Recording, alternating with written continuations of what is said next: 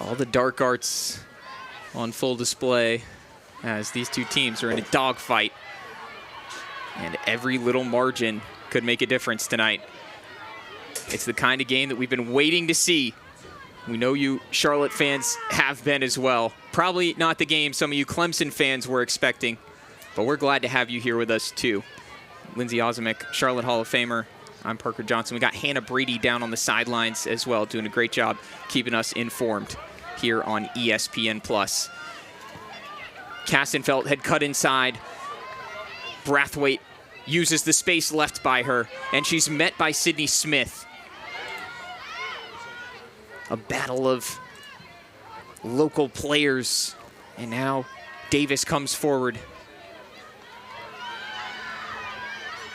And that's where Clemson can be so dangerous. That was a midfielder breaking out of the midfield to make that run in behind for the ball. And those runs out of midfield are so dangerous because they're hard to track. I know as a central midfielder, the last thing you want to do is run 30 yards to chase someone that might not even get the ball.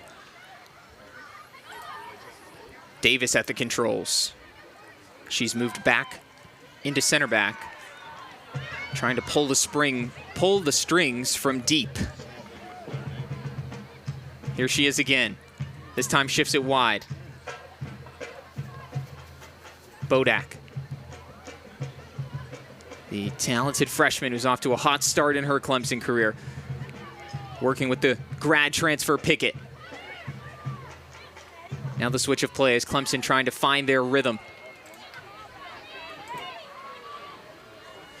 Harris will be a lot of things, but she won't be run past. And Kastenfeld picked the wrong option. She's not a player that you can touch the ball and run by.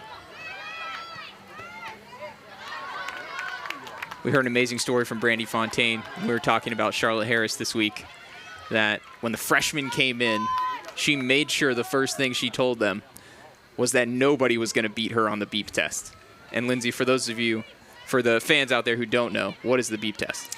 It's a fitness test where you run back and forth between two cones every time it beeps until you miss a beep. And it's not fun, if anyone's wondering. In other words, it's timed. That's what those beeps are. It is. And they get faster and faster and faster. Yes. You say it's a fitness test. I say the beep test is a dirty word in my book, but that's why I didn't play college soccer.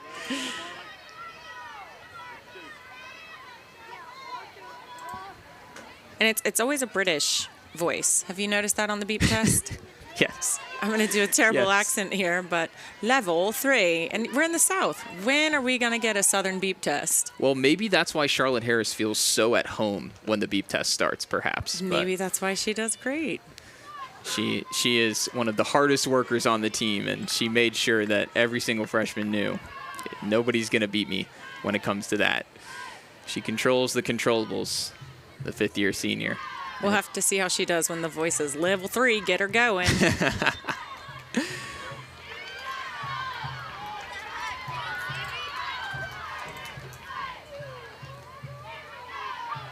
Well, we've seen quite a few shifts from Clemson as they move the pieces around and look for the right combinations to apply a little more pressure on Charlotte. Lindsay, you talked at halftime about how there were some moments where it looked like Clemson actually didn't really know what to do with the ball because of Charlotte's defensive structure. What are you seeing that they've changed so far to start the second half? Well, I think for Clemson, I've seen more runs from the midfield to try and go behind, because usually for them, their game plan is get the ball wide and get in behind. And that hasn't worked for them so far this game. And so you saw Christian make a run out of the midfield. You've seen a couple other midfielders try and get in behind. But you know what? So far, that's not working great either, because Charlotte's defense has been stellar. Yeah, they can make all the changes they want, but those white shirts have filled their lanes and done their jobs. And that part of the game plan has been flawless for Charlotte. They still need to try to create something on the other end. Still no shots registered by the 49ers in this one, nearly 60 minutes into this match.